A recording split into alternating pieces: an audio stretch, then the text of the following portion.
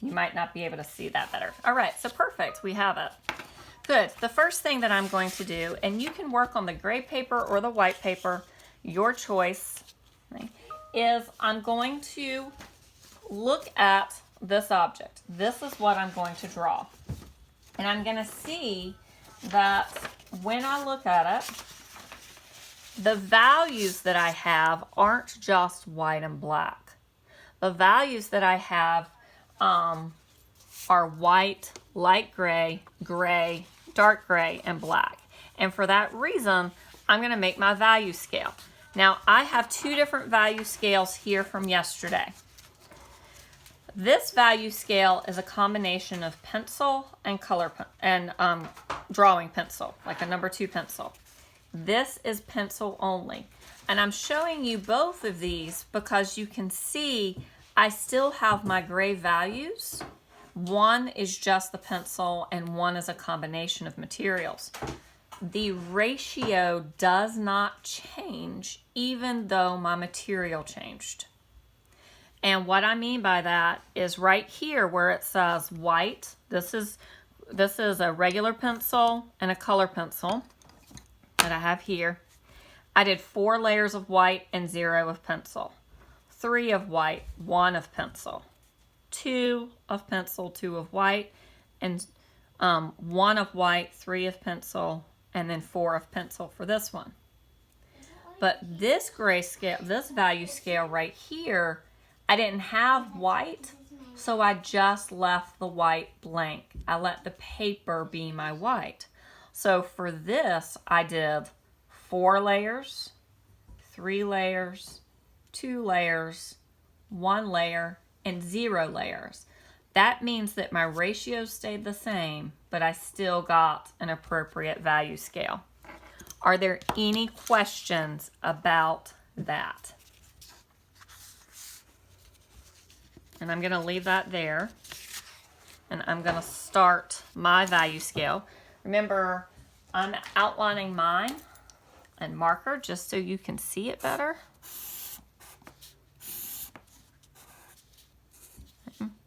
White, light gray, gray, dark gray, and black. Okay.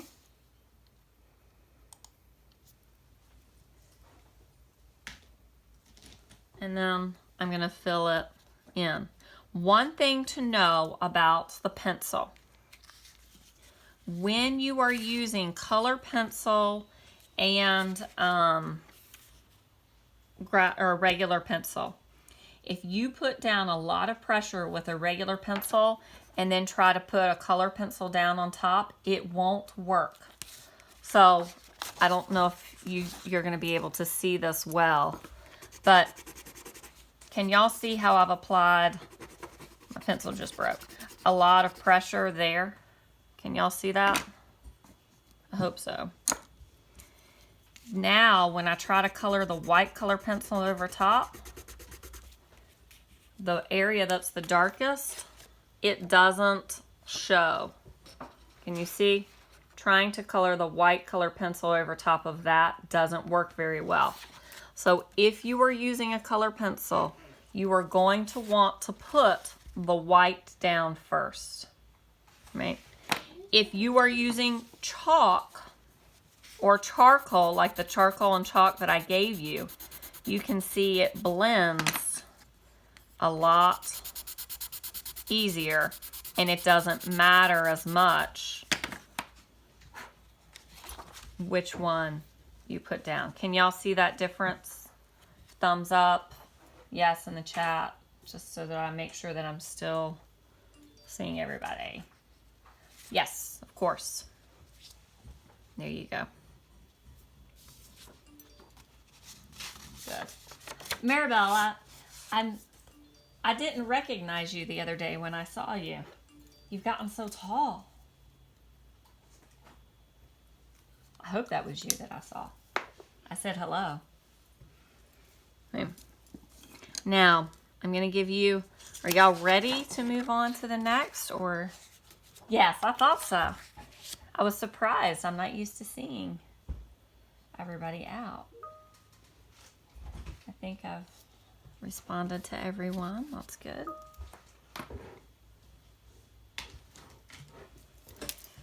Okay.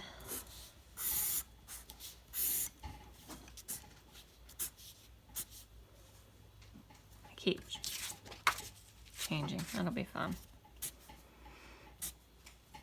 Okay. Now, I'm going to give y'all about one more minute on your grayscale. Give me a thumbs up or write in the chat when you're done so I know it's okay to move on.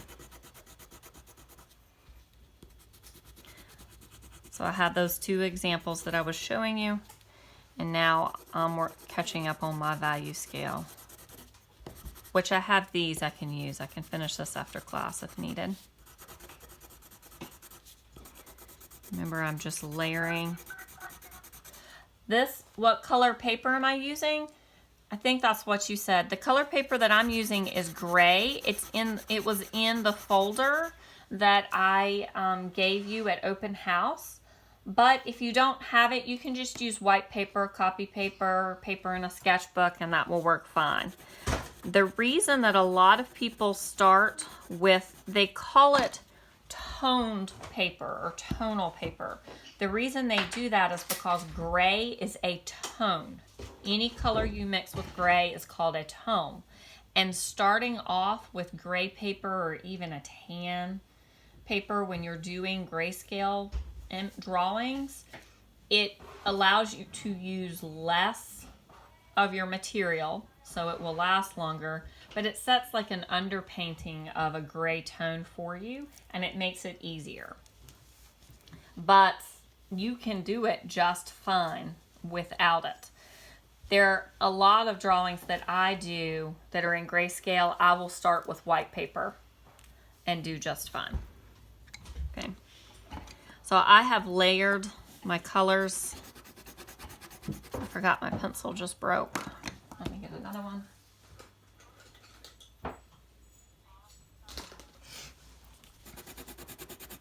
I will also say that there are times when you're applying color with a drawing pencil that it works better if the pencil is sharp, and then there are times when you're really going to want it to be dull.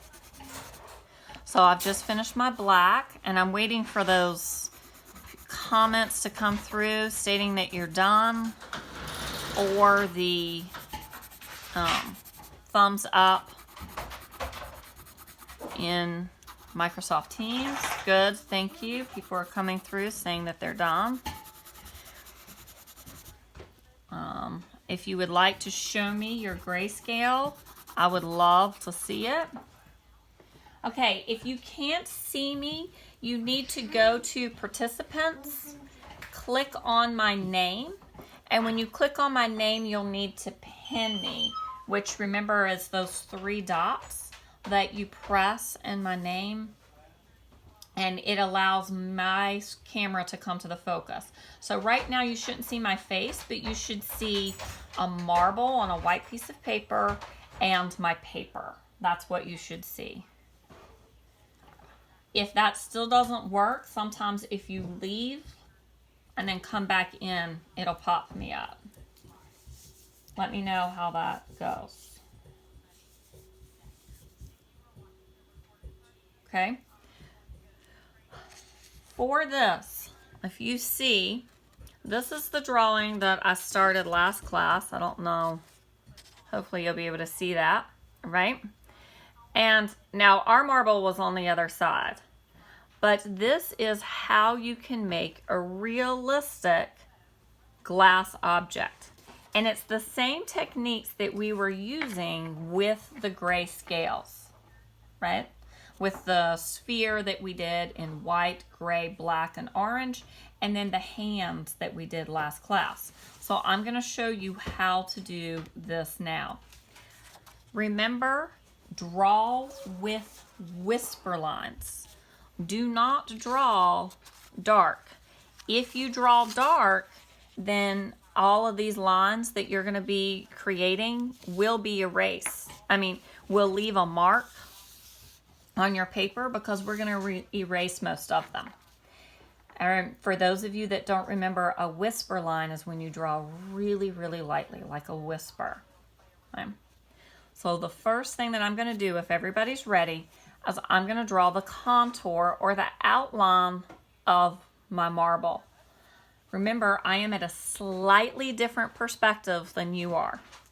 So if my shadow looks slightly different than yours, it's okay. If you feel confident to work on this, to go ahead of what I'm doing, please. If that's the way, if you have that confidence, go for it. Otherwise, follow along with me. I'm going to draw the contour that I see first, and you would be drawing in whisper lines, but I am drawing dark so you can see. And make sure the marble that you draw, yes, draw it the way that you see it. Yes, color pencils work great for this. That's what I'm using as color pencils. Make sure that your drawing is no smaller than the palm of your hand. So it should be the palm of your hand or larger. I'm going to make mine about the size of my hand. When you're starting off and you're starting to learn how to do this, it's easier to draw larger till you get in that habit. So I draw the contour of the marble that I see.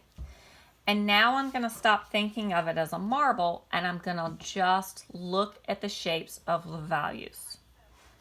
So I draw my cast shadow here. And Raphael, were you able to get me on the camera? I want to make sure you can still see. Good. So I've drawn my cast shadow. I've drawn my object.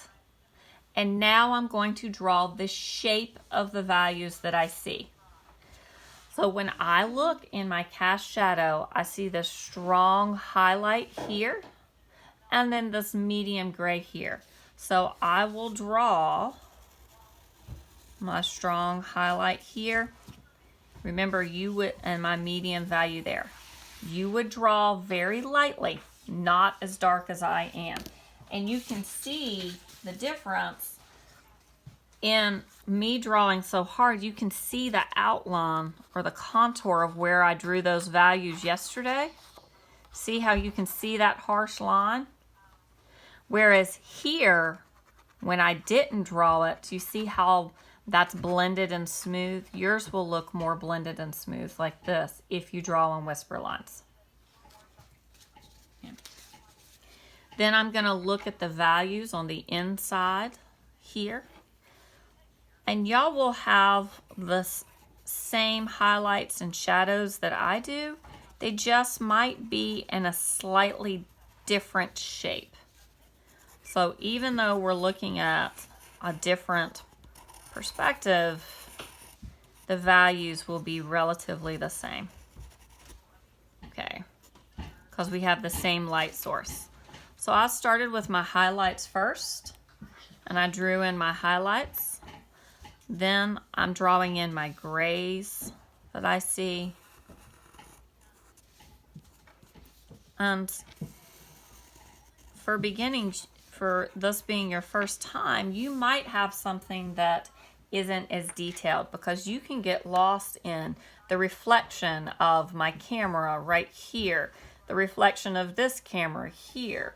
I have myself, I'm actually in my reflection right here from where I can see it.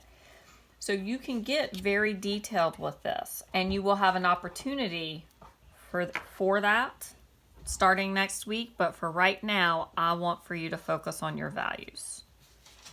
Are there any questions? Am I going too fast? I hope not. So I've laid out my values here. And I'll just wait for a thumbs up or you're ready or done in the chat so I can know you're ready. And if you would like to show me this step, then please put your camera on and I can see you up to here. Thank you. Maribel, was your hand up saying that you were done? If so, got you. Yep, good. Good. Thank you. So we have a lot of people that are coming in as done. Now, I'm going to move to my next step. My white color pencil was right here. It seems to have rolled off my screen. Anybody see my white color pencil? It was right here. That is the oddest thing, that my white color pencil just disappeared. I am going to start with my white color pencil. I'll use this one. I had a spare, but good. People are still coming in as saying that they're done. That really is the strangest thing. My white color pencil was just here. Where did it go?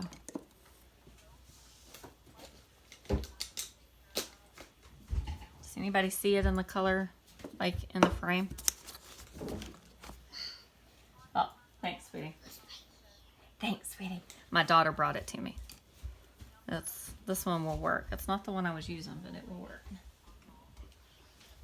Okay, I'm going to start with my white first, and the reason I'm going to start with white first is because, remember, if you color dark, then you will not be able, with a graphite pencil, you will not be able to add the white on top.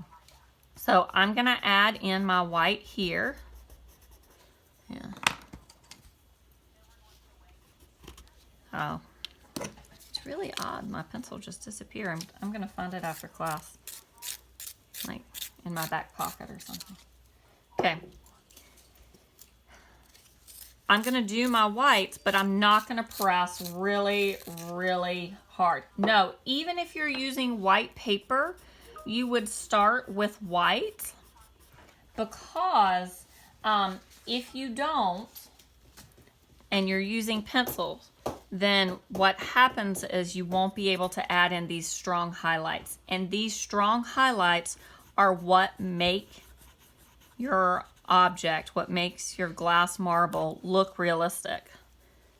This pencil's been dropped. If you ever have a pencil where you keep sharpening, have you ever had that happen?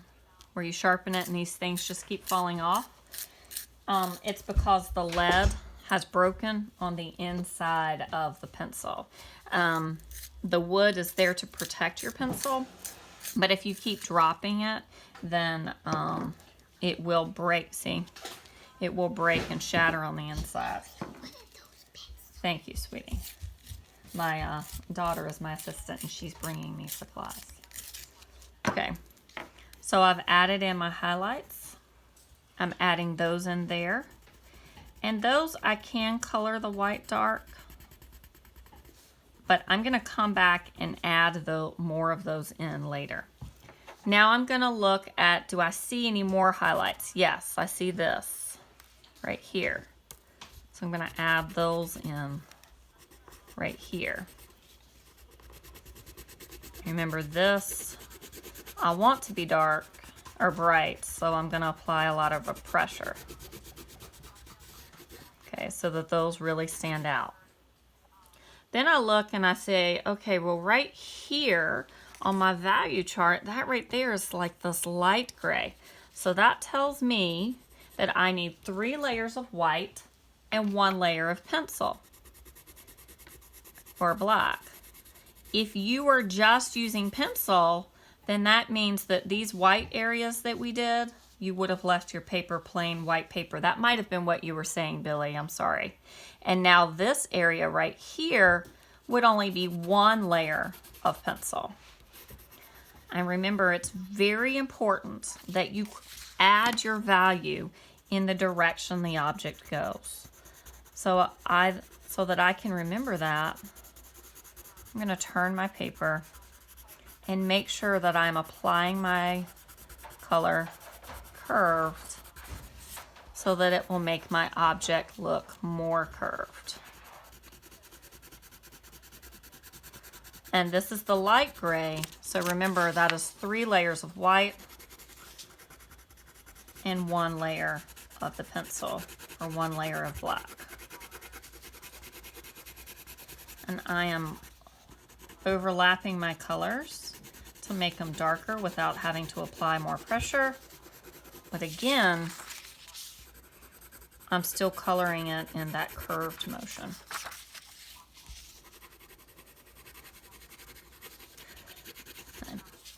Now I look and I see, do I have anywhere else that is that light gray color? And I see I have an area right here. So I'm gonna add that. This pencil is horrible. Keeps breaking on me. I bet it was one that I was traveling with. When you're traveling with your art materials, make sure that you keep them, especially your color pencils, keep them in a nice case, like something like this that's padded on the inside so that they won't keep breaking. So, oh, thank you. My daughter has very graciously given me her Prismacolor white. Here we go. Much better. No more breaking. So I'm starting with I started with my white, now I'm doing my light grays, and I'm adding those in. And the one that I was using earlier was a Crayola. This one's an aqua tint. You can use the white charcoal. The material and the quality that you use, whereas like, you know, this pack I can buy a whole pack for $2. This pencil is $2. This pencil is about the same too. Look, there's my white color pencil. Found it. So it doesn't matter. The point is, it doesn't matter how expensive your materials are. If you're not using the proper techniques, it's not going to work. Right. Now I'm going to add in those layers of my black so I can fill that in.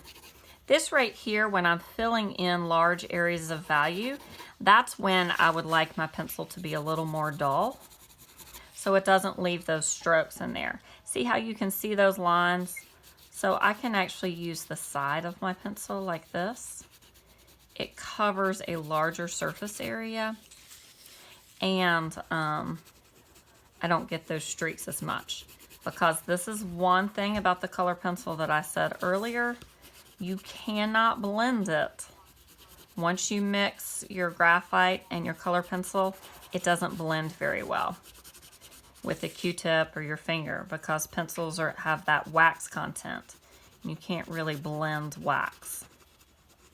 The way that you blend and layer color pencils is with another color pencil. So I will put on light layers like this, and then I can take, they make these things called colorless blenders, which blends the color pencil color without actually adding color. Essentially, it's kind of like a stick of wax. Or I'll use white to blend it. Okay, so I have my white, I have my light gray.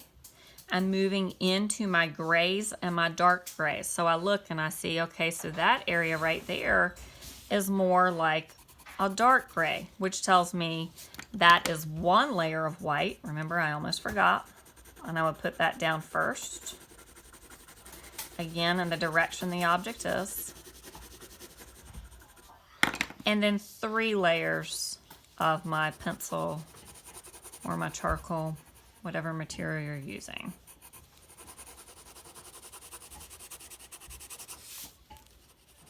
And again, I'm applying the same amount of pressure for all of them.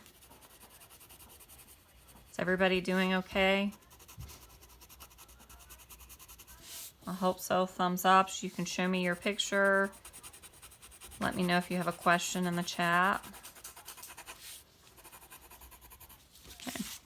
As I'm filling in this gray area, remember I'm using the side here of my pencil, or your charcoal stick, whatever material you're using. I'm still keeping it in that direction. Now I can start with my darkest areas, which are my 4 layers of black, and 0 of white. Even my cast shadow is done in that direction. And I hope y'all will remember this, because you're probably saying, she said that like 6,000 times. And I will say it 6,000 more. Because I want for you to remember those are part of the tricks for making it look realistic. Adding the value or the color in the direction that the object goes. It automatically makes it look more three-dimensional. Remember when I've shown you before, you have 2 circles and I color one straight up and down, even if I change the value, it's still going to look, it's still going to look flat.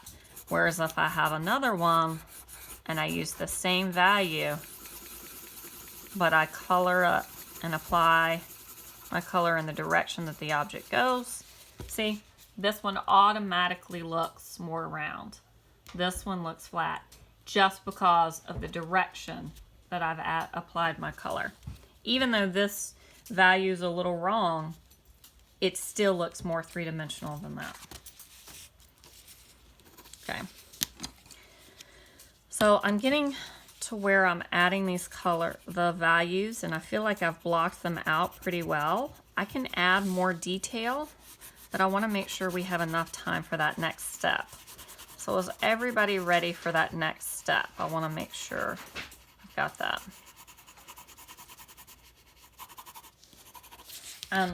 You should be able to visually see also on here. You see how the difference between the gray paper and the white paper, my black looks darker on the gray paper, simply because of the color of the paper that I used. That's why, another reason why gray paper is great with this. And they make sketch pads that are all just different tones of gray. I'm gonna add in a few details if y'all were ready for that stage. I think so, because it's relatively quiet. I hope I'm doing great. Hope y'all are listening along. But I don't like this marking right here. I don't know. Can y'all see how that's not very smooth? That's because when I was applying it, my pencil was sharp. I was using it as that example. So I'm gonna try to smooth that out with my color pencil. Now you want to be careful. You don't want to lose too much of your value, but look, see how much smoother that looks now? That looks better. And now I'm going to come in and start to smooth in my other values. This is towards that last step. If you're using just pencil, this is when you would come in with a Q-tip, or if you have a stump or a blender, this, and start to blend those in. But remember, that doesn't work great on color pencil. I don't know if you can see that. I hope so, but it doesn't work great on my color pencil. So you draw your contours. You draw the contour, the outline of your values. You identify where your values are.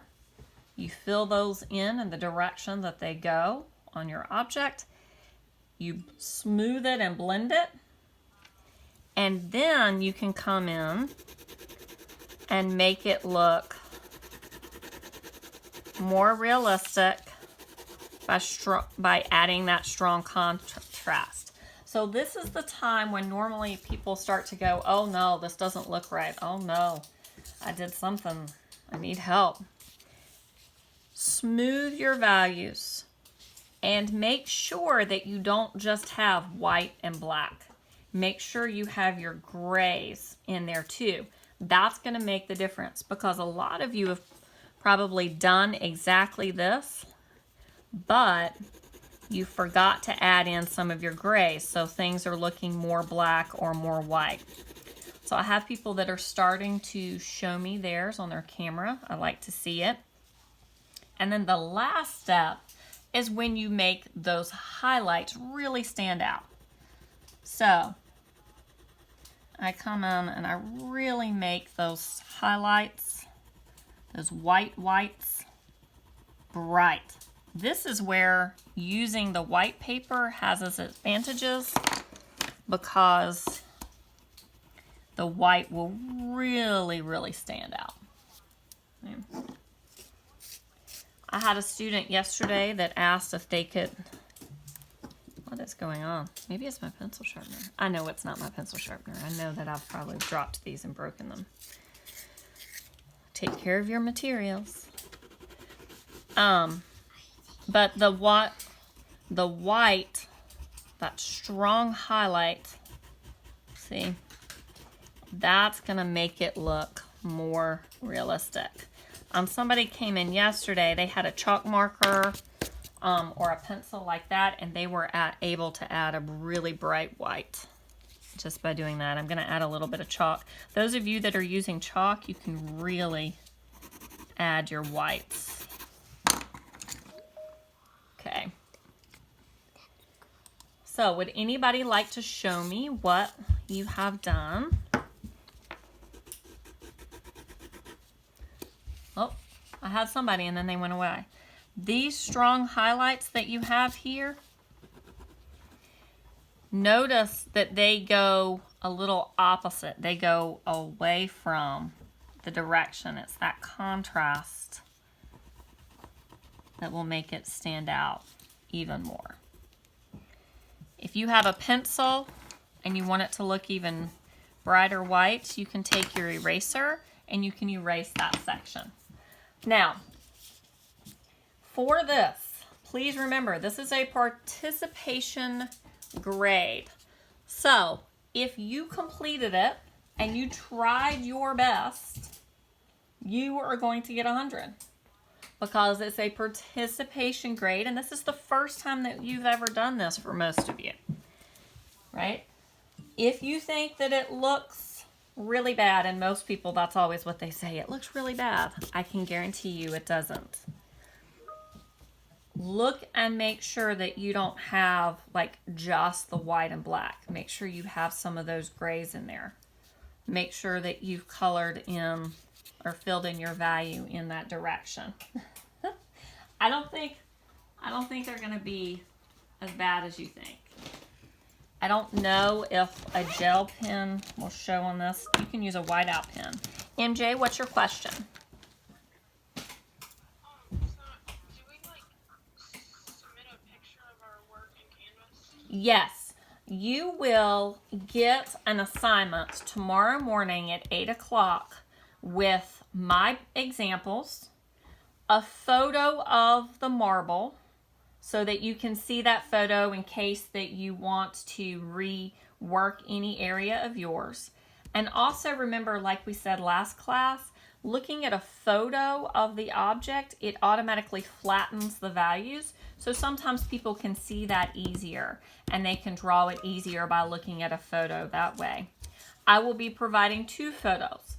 I will provide a photo like this in actual color in real life. And then I will have a photo that has it switched to grayscale for you. That will come to you tomorrow morning at 8 o'clock, and this assignment is not due till Monday. So I wonder if they'll have me make it due on Tuesday because of the school, Monday being a work day. I'll make it due on Tuesday since Monday is this teacher work day. And then you'll submit a picture of what you did to Canvas. There is a Nearpod right now in your Canvas page that I will release to you now. I didn't want to release it until after this for you to submit, and that's also not due till next week. Some people will use a whiteout or a paint pen, a chalk marker, and I hope you can see this. And when they add this in, it adds those strong highlights. Now, I don't particularly like this for this material. I like something much thinner like a gel pen, but I want for you to be able to see. Maybe it'll translate better in the camera of adding that harsh, shiny white outline. All right? It's due next Tuesday. Yes, it is due next Tuesday, right? And remember, these strong